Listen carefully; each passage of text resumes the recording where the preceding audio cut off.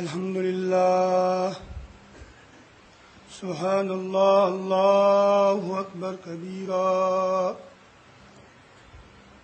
إن الحمد لله نحمده ونستعينه من يهده الله فلا مضل له ومن يضلل فلا هادي له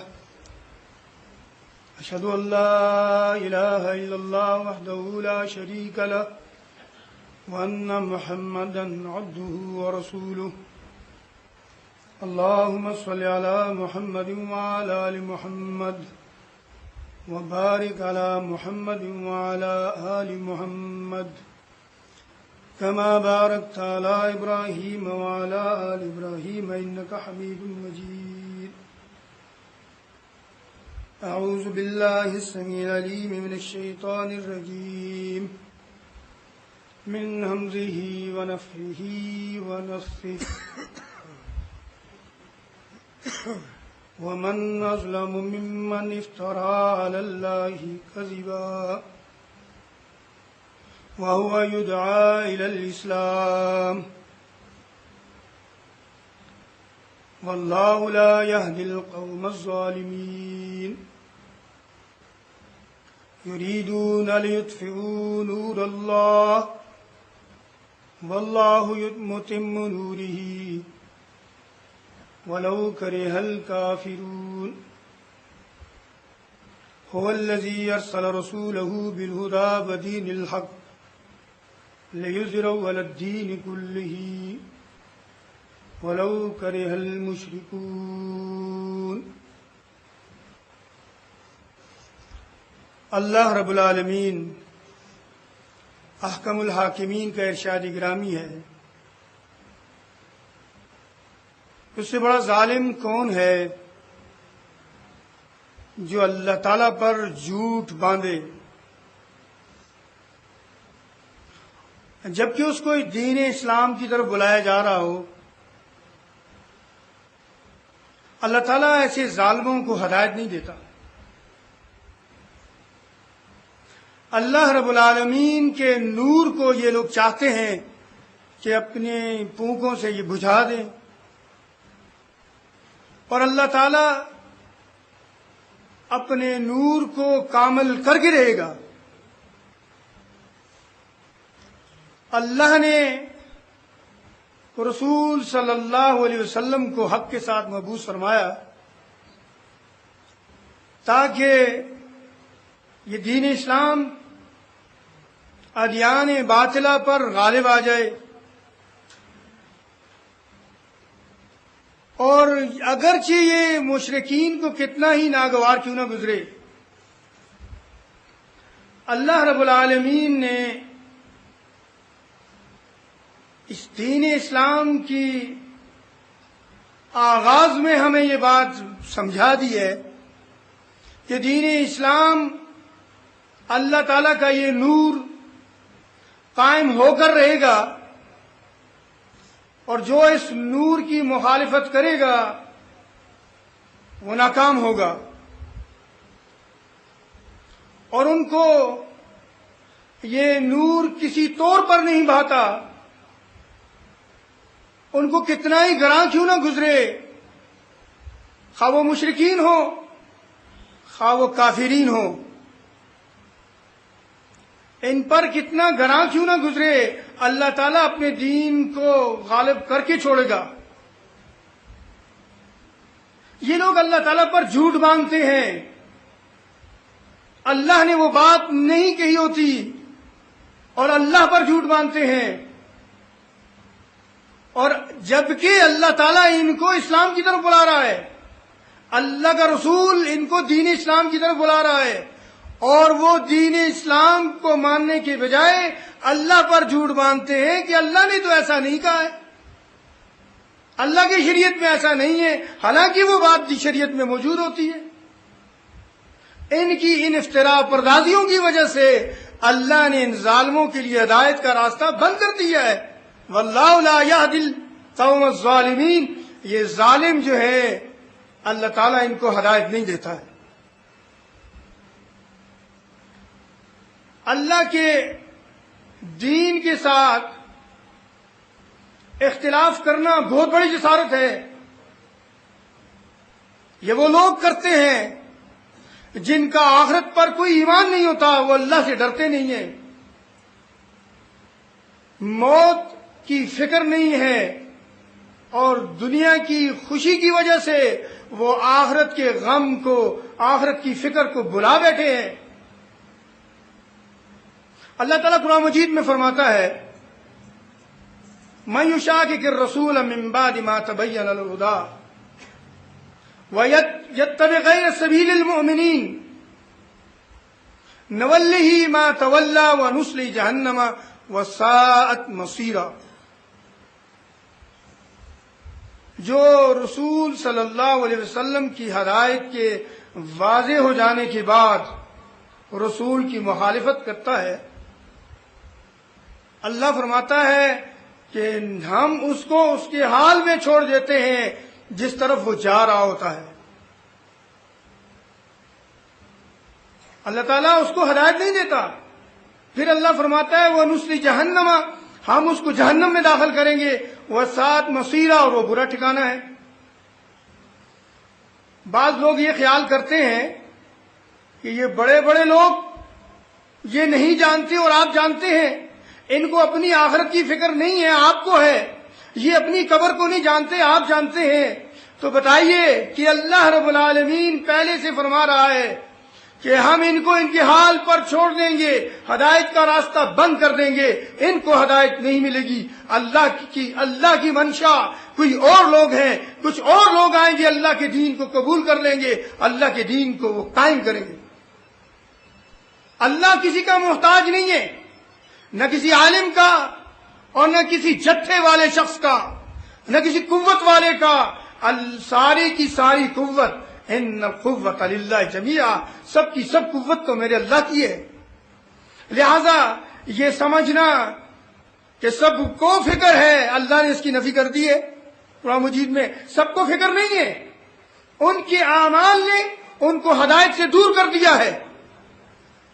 اب اللہ کی کتاب سے اختلاف کرنے کے بعد کوئی شخص اپنے آپ کو حق پر سمجھے تو سمجھے، اللہ کے ہاں اللہ کی بارگاہ سے وہ مردود ہو چکا ہے.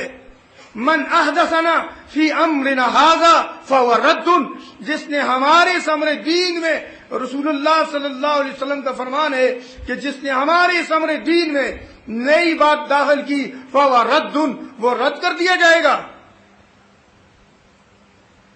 ابلیس فرشتوں کی محفل میں بیٹھا ہوا، اللہ کے ایک حکم سے اختلاف کیا، انکار صریح نہیں کر دیا اس نے کہ میں نہیں کرتا ہوں، نہ اس کی یہ جسارت ہے. سب سے پہلا اختلاف ابلیس نے کیا اور بڑی عالمانہ دلیل پیش کی کہ خلقتنی من النار، اے اللہ تو نے مجھے آگ سے پیدا کیا ہے. دلیل قائم کی اس نے، خلقتہ من طین، اور اللہ تو نے اس کو مٹی سے پیدا کیا ہے. یہ دلیل ہے اس کی. یہ دلیل اللہ کے ہاں رد ہوئی جب اللہ کے حکم سے اس کا اختلاف ہوا. دلیل تو ہے، کوئی انکار کر سکتا ہے دلیل نہیں ہے، لیکن جب اللہ کے حکم سے دلیل نے اختلاف کیا تو وہ رد ہو گیا، اور اللہ اس ظالم کو ہدایت نہیں دیتا، خود اس نے اختلاف کیا اور وہ دور ہو گیا. اختلاف کا مطلب جو موجم الوسیط میں ہے وہ یہ ہے کہ الشیان، اختلاف شیان یعنی دو چیزوں میں اختلاف ہوتا ہے، لم یتساویہ، جو آپس میں برابر نہیں ہوتی، جن کے اندر تفاوت ہوتا ہے، یعنی ایک دوسرے کے مد مقابل ہوتی ہے. اسی لفظ سے مخالفت بھی نکلتا ہے. اللہ تعالیٰ فرماتا ہے فَلْيَحْذَرِ الَّذِينَ يُخَالِفُونَ عَنْ أَمْرِهِ، جو ان لوگوں کو ڈرنا چاہیے جو اللہ کے رسول صلی اللہ علیہ وسلم کے امر کی مخالفت کرتے ہیں، یعنی اس کے مد مقابل آتے ہیں، اس سے فرق کرتے ہیں، اس کے مد مقابل آتے ہیں، اس سے فرق کرتے ہیں۔ اب یہ دونوں چیزیں متساوی نہیں ہیں، ایک دوسرے کے مقابل ہیں۔ ان تصیبہم فتنہ او یصیبہم عذاب علیم، ان کو ڈرنا چاہیے کہ کسی فتنہ میں مبتلا نہ ہو جائیں یا عذاب دردناک عذاب میں گرفتار نہ ہو جائیں۔ اللہ کی کتاب سے سرے منہ اختلاف کرنا بھی جائز نہیں تھا، لیکن ہوا کیا؟ اتنا اختلاف کیا گیا کہ سمجھ نہیں آتی کہ دین اسلام ہے کہاں۔ اختلاف کرتے کرتے بات یہاں تک پہنچ گئی کہ اصل اسلام ناپید ہو گیا اور دوسرے نام سامنے آئے اور لوگوں نے مختلف نام رکھے اور نہ صرف اپنے کاموں میں تبدیلی کی بلکہ اپنے ناموں میں تبدیلی کی اور تمام کی تمام چیزوں میں اختلاف پڑ گیا۔ یہ وہ دراڑ ہے جس دراڑ کی وجہ سے ایک حصہ دوسرے حصے سے جدا ہو گیا، جیسا کہ ایک دیوار میں جب دراڑ پڑتی ہے تو وہ دراڑ اتنی گہری ہو کہ ایک ایک ہی دیوار کو دو حصوں میں تقسیم کر دیتی ہے۔ یہ اختلاف وہ دراڑ ہے۔ لوگ یہ بھول گئے کہ اللہ نے ہمارا نام کیا رکھا ہے، لوگ یہ بھول گئے کہ اللہ کے دین کا کیا نام ہے، لوگ ان چیزوں پر فخر کرنے لگے جو چیزیں عارضی ہیں۔ اب مثال کے طور پر صراط مستقیم یعنی سیدھا راستہ، مستدرک حاکم کی حدیث ہے، اللہ کے نبی صلی اللہ علیہ وسلم فرماتے ہیں آپ نے ایک سیدھا خط کھینچا اور آپ نے فرمایا ان ھذا صراطی مستقیما فاتبعوہ، یہ میرا سیدھا راستہ ہے، اس کی پیروی کرنا۔ پھر آپ نے جو ترچھے خطوط کھینچے تو آپ نے فرمایا ھذی سبل متفرقہ، یہ متفرق راستے ہیں، ان کی پیروی نہ کرنا، ان پر شیطان بیٹھا ہوا ہے۔ یعنی ایک راستہ ہے وہ خط مستقیم، ایک راستہ ہے وہ حق ہے، وہ صراط مستقیم ہے، اور جو باقی کثیر راستے جو ایک سے زائد ہیں وہ حق نہیں ہیں۔ معلوم ہوا کہ حق صراط مستقیم ایک ہی ہے، اور یہ ایک بڑا عام سا مسئلہ ہے، اور ریاضی جیومیٹری کا معمولی طالب علم بھی اس بات کو سمجھتا ہے کہ دو صراط مستقیم کبھی نہیں ملتے۔ یہ بڑا دھوکہ ہے کہ آپ جس راستے سے بھی جائیں گے ہماری منزل مقصود جنت ہے، سب جنت میں پہنچ جائیں گے، تو کیا دو راستے مستقیم آپس میں مل جائیں گے؟ یہ کبھی نہیں ہو سکتا۔ دو جگہ سے وہ قطع نہیں کر سکتے، ہاں وہ ایک جگہ سے قطع کر سکتے ہیں کہ ایک خط مستقیم دوسرے خط مستقیم کو کاٹ کے رکھتے، یعنی ایک خط مستقیم دوسرے خط مستقیم سے تبھی مل سکتا ہے جب اس کو کاٹ کے رکھتے ہو۔ ایک حق کی صورت میں دوسرا حق قائم نہیں رہ سکتا، حق ایک ہے۔ اسی لیے آپ صلی اللہ علیہ وسلم نے ایک ہی سیدھا خط کھینچا ہے۔ قرآن مجید میں اللہ تعالیٰ فرماتا ہے فَإِن تَنَازَعْتُمْ فِي شَيْءٍ فَرُدُّوهُ إِلَى اللَّهِ وَالرَّسُولِ، اگر تمہیں کوئی تنازع پیش آ جائے، آپ کے درمیان کوئی جھگڑا ہو، تو اسے اللہ اور رسول کی طرف لوٹا دو۔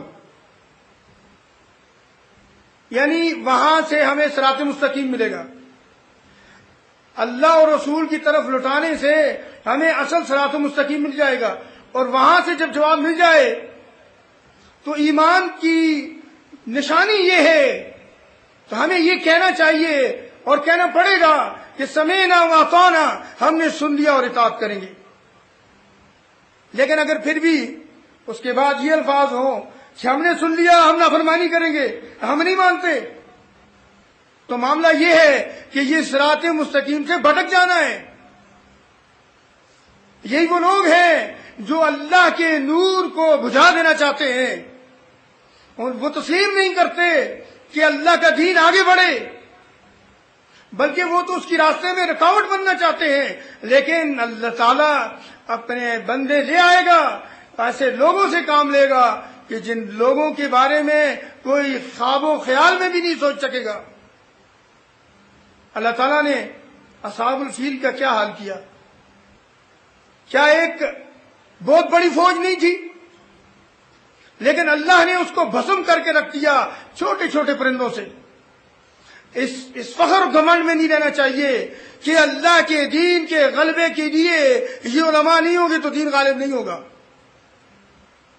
اب میں چند گزارشات پیش کرنا چاہتا ہوں جو قرآن و سنت میں واضح طور پر چمک رہی ہے، مگر بڑے بڑے علماء کے سر جھک جاتے ہیں، بیان نہیں کر سکتے، حیران ہو جاتے ہیں۔ پہلی بات، اللہ کے رسول صلی اللہ علیہ وسلم فرماتے ہیں، ابو داؤد کی حدیث ہے، وَإِنَّ هَذِهِ الْمِلَّةَ سَتَفْتَرِقُ 73، یہ ملت 73 ملتوں میں بٹ جائے گی۔ 77 فی النار، 72 ملتیں دوزخ میں چلی جائیں گی۔ وَوَاحِدَةٌ فِي الْجَنَّةِ، اور ایک جنت میں جائے گی۔ وَهِيَ الْجَمَاعَةُ، وہ جماعت ہوگی۔ یہاں پر اللہ کے نبی صلی اللہ علیہ وسلم نے ہمیں صراط مستقیم بتا دیا ہے کہ وہ الجماعت ہوگی جو سیدھا حق ہے اور وہ جنت میں جانے والی ہے۔ باقی 72 کے بارے میں آپ نے دوزخ کی پیشن گوئی کی ہے۔ اب ہمارا سوال یہ ہے، جو لوگ اللہ کی کتاب سے اختلاف کرتے ہیں اور نئے نظریے اس میں ڈالتے ہیں، وہ ہمیں بتائیں الجماعت کی تعریف کیا ہے، الجماعت کی صفات کیا ہے، الجماعت کے تقاضے کیا ہیں، الجماعت کون ہے، الجماعت کہاں ہے، الجماعت کب بنی، الجماعت کب ٹوٹی، الجماعت کہاں سے بکھر گئی، کب جڑے گی، کب جمع ہوگی، کب جنت میں جائے گی۔ یہ صرف الجماعت کہہ دینا کافی نہیں ہے۔ ایک عالم کا جواب سنیں، وہ کیا کہتے ہیں؟ وہ یہ کہتے ہیں الجماعت کہتے ہیں کثرت تعداد کو، جدھر زیادہ لوگ ہوں گے وہ جماعت ہے۔ میں نے ان سے پوچھا کہ آپ مجھے یہ بتائیے 1000 آدمی مسجد میں نماز پڑھتا ہے، وہ 1000 انسان جماعت ہے، یا 2 آدمی جو جماعت سے نماز پڑھتے ہیں، ایک اس پر امام ہے، دوسرا اس کا مقتدی ہے؟ بتائیے 2 جماعت ہے یا 1000 جماعت ہے؟ خاموش ہو گئے، سکتہ طاری ہو گیا ان پر۔ بات یہ ہے الجماعت وہ ہے جس کو اللہ کا رسول صلی اللہ علیہ وسلم جس پر مہر ثبت کرے، وہ نہیں ہے جہاں پر ہجوم ہو لوگوں کا ہم اس کو الجماعت کہہ دیں۔ صراط مستقیم پر دبیس پردے ڈالنے کی کوشش کی جاتی ہے، الجماعت کے مختلف تشریحات کی جاتی ہیں۔ شہادت حق پمفلٹ ہے، 1946 کی تقریر ہے مودودی صاحب کی، اس میں وہ لکھتے ہیں، تحریری صورت میں یہ کتابچہ یہ مختلف جگہوں پر تقسیم کیا جاتا ہے، اس میں انہوں نے یہ حدیث پیش کی کہ اللہ کے رسول صلی اللہ علیہ وسلم فرماتے ہیں کہ میں تمہیں اس بات کا حکم دیتا ہوں، ان 5 چیزوں کا جو مجھے حکم اللہ نے دیا ہے۔ الجماعت، سب سے پہلی چیز الجماعت ہے۔ السمع والطاعة والہجرة والجہاد فی سبیل اللہ، یہ 5 باتوں کا حکم دیا نبی صلی اللہ علیہ وسلم نے. پھر فرمایا من فارق الجماعت شبرن، جو جماعت سے بالش بھر بھی جدا ہوا، علیحدہ ہوا، فقد خلا ربقۃ الاسلام من عنقہ، اس نے اسلام کا پٹا اپنے گلے سے اتار دیا. اور وہ جہنم میں جائے گا. صحابہ کرام نے پوچھا عقیدہ وَإِن صَلَّى وَصَامَ، اے اللہ کے رسول کیا وہ روزہ رکھے اور نماز پڑھے تب بھی دوزخ میں جائے گا؟ تو اللہ کے نبی صلی اللہ علیہ وسلم نے اس بات پر اکتفا نہیں کیا بلکہ اس کی تصدیق پر زور دیا، اور آپ نے فرمایا فَإِن صَامَ وَصَلَّى وَزَعَمَ أَنَّهُ مسلم، وہ یہ سمجھے کہ میں مسلم ہوں تب بھی دوزخ میں جائے گا.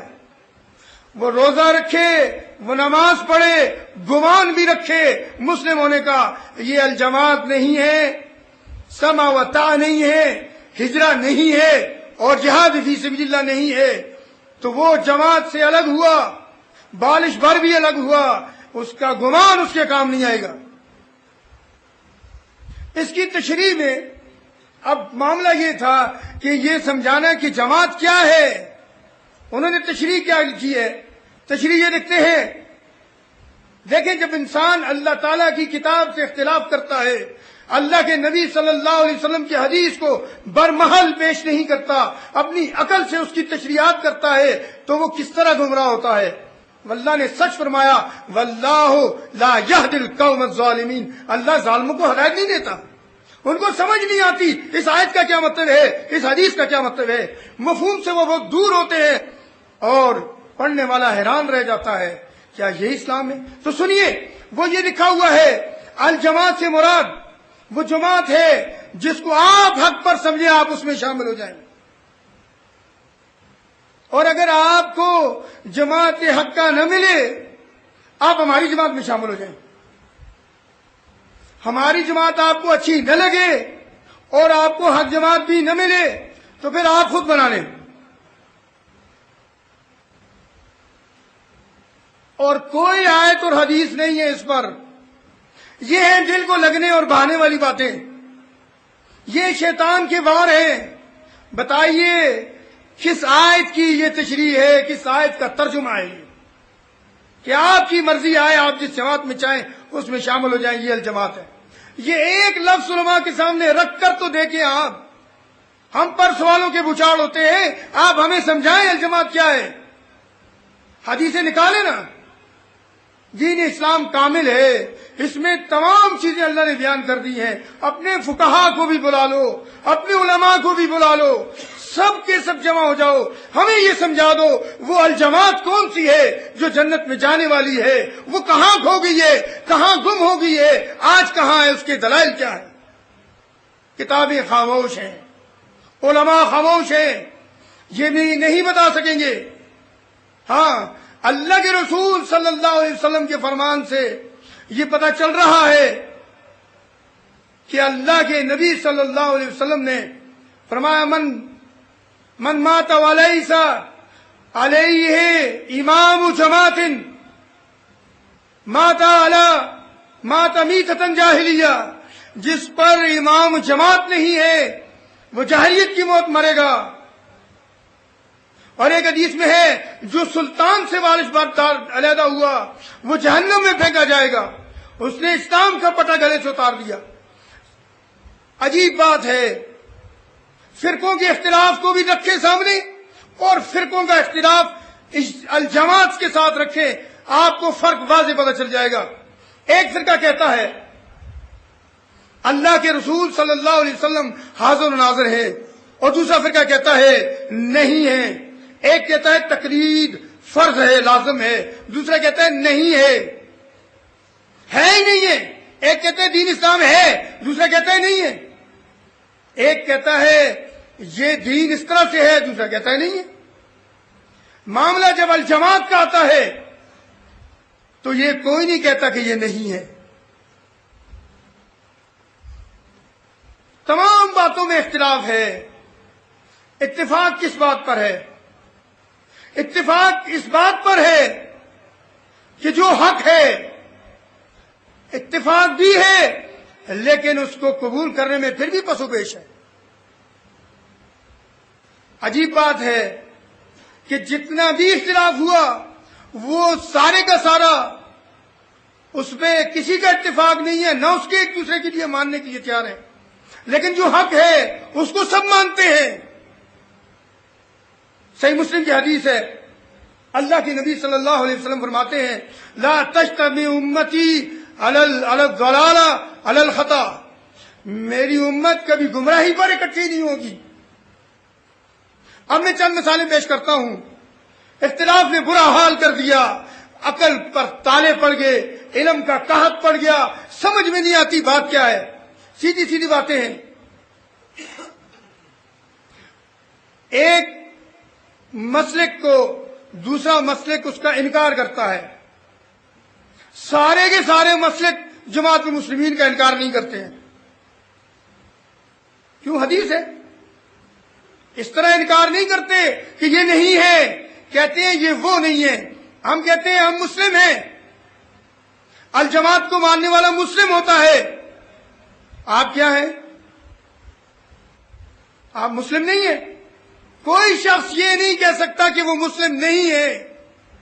دیکھا آپ نے، اس پر پوری امت کا اتفاق ہے کہ جو اسلام کو مانتا ہے وہ مسلم ہوتا ہے، اور یہ حق ہے نا حق، کہ جس بات کو دشمن بھی مانے تو یہ سر پہ چڑھ کے بولنے والا حق ہے، سر چڑھ کے بولنے والی سچائی ہے کہ آپ کے پورے مذہب کا انکار کرنے سے کفر تو کیا کچھ پتہ ہی نہیں چلتا، کچھ لازم نہیں آتا. کیوں؟ اگر ایک مسلک کا انکار ہوگا تو باقی تمام کے تمام مسالک پر فتویٰ چلا جائے گا. مثلا اگر احناف کا انکار کیا جائے کہ یہ مذہب ٹھیک نہیں ہے، یہ غلط ہے، یا ہم اس کو نہیں مانتے ہیں، تو نہ ماننے سے اگر کفر لازم آتا ہے تو شافعی، مالکی، حنبلی، اہل حدیث اور شیعہ کے تمام فرقے یہ سب کے سب اس کا انکار کر رہے ہیں. اگر اقرار کرتے تو اس کو تسلیم کر لیتے. معلوم یہ ہوا کہ ان کے انکار کرنے سے کفر لازم نہیں آتا. ہاں، دین اسلام کا انکار کر کے کو تو دیکھیں نا، دین اسلام کا انکار کرتے ہی کفر لازم آتا ہے. بلکہ دین اسلام تو بہت بڑی بات ہے. ایک شخص یہ کہے کہ میں سارے دین اسلام کو مانتا ہوں اور الحمدللہ رب العالمین کی ایک آیت نہیں مانتا. سمجھنے کی بات ہے. ایک چھوٹا سا بچہ جو دین اسلام کو سمجھتا ہے وہ پسو پیش نہیں کرے گا، وہ ببانگ دھل کہے گا تو کافر ہے، تو نے اللہ کی آیت کا انکار کیا ہے. یہاں تو پورے مذہب کا انکار ہو رہا ہے، پورے مذہب کو نہیں مانا جا رہا، اور پھر اس کے باوجود ایک شخص اسلام پر ہے. ایسے مذہب سے ہم ویسے ہی اچھے ہیں، ایسے مذہب کی نہیں ضرورت ہے ہمیں.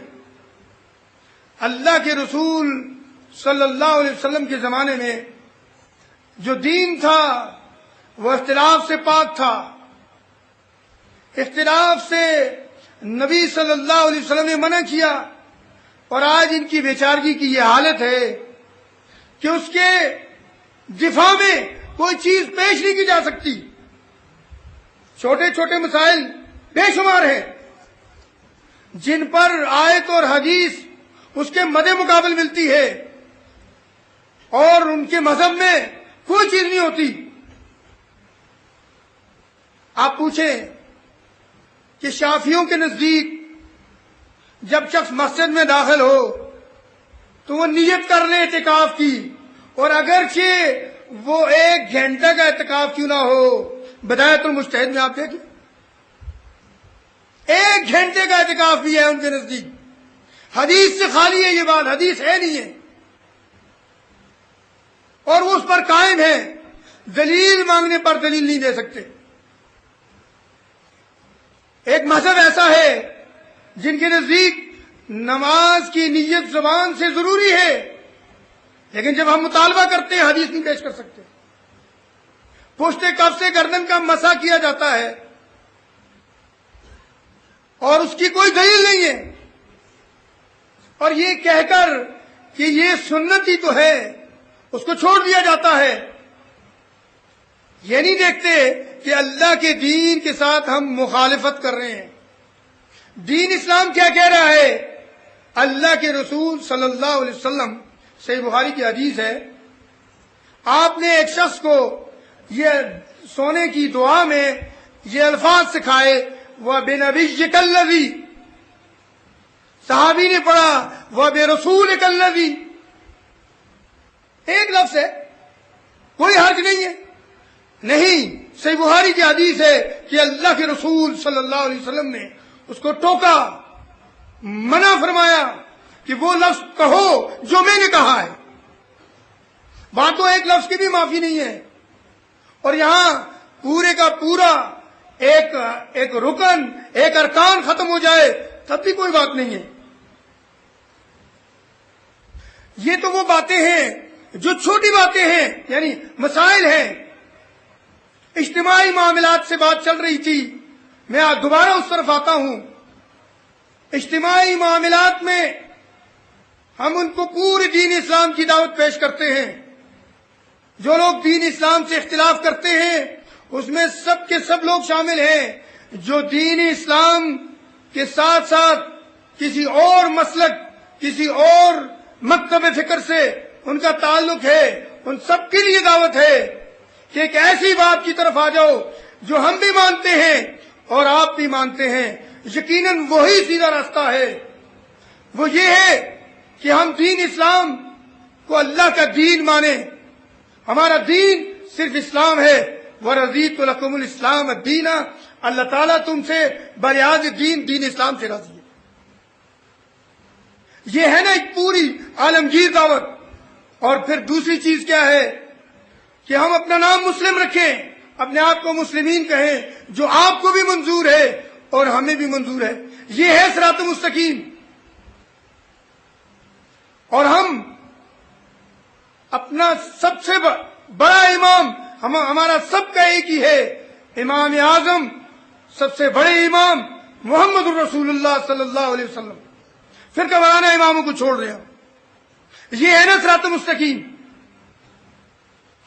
تو بات یہ ہے کہ اس اختلاف کی وجہ سے اللہ تعالیٰ اگر کسی شخص کو ہدایت نہیں دیتا تو یہ اللہ نے پہلے سے فیصلہ کیا ہوا ہے. لہذا اختلاف سے بچیں اور ہدایت کی طرف آ جائیں. جب یہ اختلاف ہوا تو اس سے بڑی بڑی چیزیں زمین بوس ہو گئیں. مثلا ارکان اسلام 5 ہیں.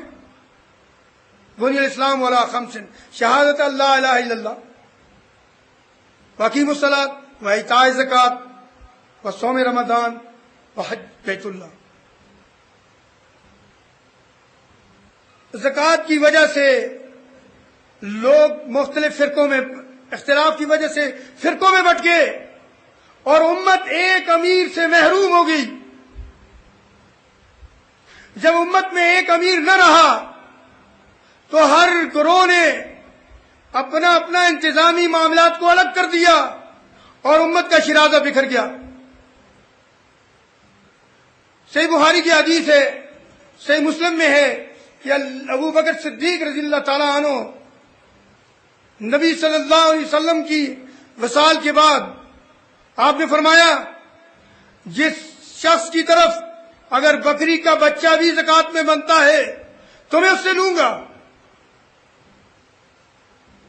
نتیجہ یہ نکلا کہ آج وہ زکوٰۃ کس کے پاس جمع ہو رہی ہے، جبکہ اللہ تعالیٰ فرماتا ہے اے رسول خذ من اموالہم صدقہ، ان لوگوں کے مالوں میں سے زکوٰۃ وصول کرو. اور اسی بات پر ابو بکر صدیق رضی اللہ تعالیٰ عنہ قائم رہے. اور جب عمر رضی اللہ تعالیٰ عنہ نے کہا کہ امیر المومنین آپ ان لوگوں سے کس طرح جنگ کریں گے جو لوگ کلمہ پڑھتے ہیں، تو آپ نے فرمایا الا بحق الاسلام، ان سے اسلام کا حق لیا جائے گا. یعنی جو شخص زکوٰۃ ادا نہیں کرتا اس سے اسلام کا حق لیا جائے گا. صحیح مسلم کی حدیث ہے سباب المسلم فسوق وقتالہ کفر. مسلم سے جھگڑا گناہ ہے اور اس کا قتل کفر ہے. تو ہم ان سے پوچھتے ہیں کہ یہ زکوٰۃ کا نظام اختلاف کی نظر چلا گیا اور اس صراط مستقیم کے لیے وہ جو کوشش تھی وہ بکھر کر رہ گئی. ایک امیر جو ہمارے لیے صراط مستقیم کا علمبردار تھا وہ آج کہاں غائب ہو گیا ہے. تو اس لیے اسلام کے معاشی نظام پر کاری ضرب لگی اور کیا ہوا کہ لوگ اپنے اپنے ہاتھوں سے زکوٰۃ دینے لگے.